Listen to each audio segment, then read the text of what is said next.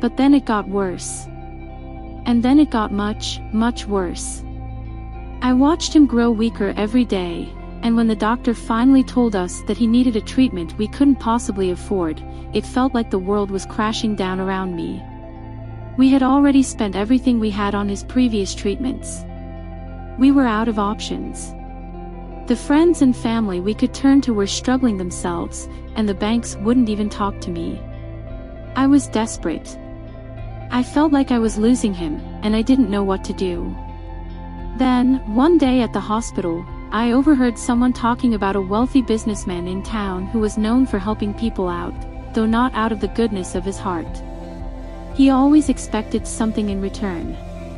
I didn't want to believe it, but I couldn't get the thought out of my head. I tried to ignore it, but as Ton got worse, I realized I had no other choice. I had to try. I went to see him, and I begged him for the money. And he said yes. But what he wanted in return, I never imagined I'd find myself in that position. He wanted me to give up a part of myself, my dignity. It tore me apart. But Ton's life was on the line. How could I not do whatever it took to save him? So, I did what I had to do. I got the money, paid for the treatment, and thank God, it worked. Ton got better. He came home, and for a moment, I thought everything was going to be okay. But that moment didn't last.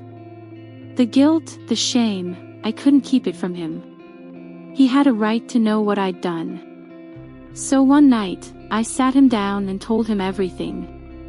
I told him about the businessman, about the deal I made, and about how desperate I was to save him.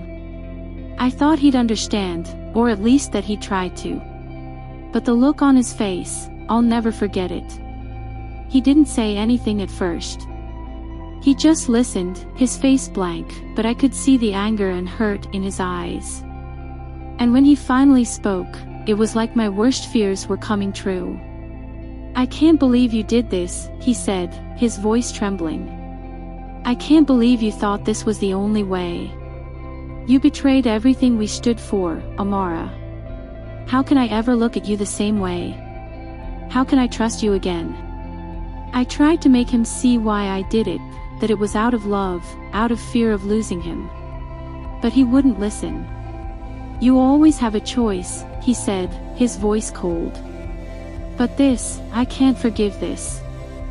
I can't stay with someone who would betray herself, and us, like this." And just like that, he walked out. He left me, left our marriage, took everything we had built together, and just left. And now, I'm alone. I saved Ton's life, but I lost him in the process. I lost the love of my life, and I don't know if I'll ever forgive myself for it.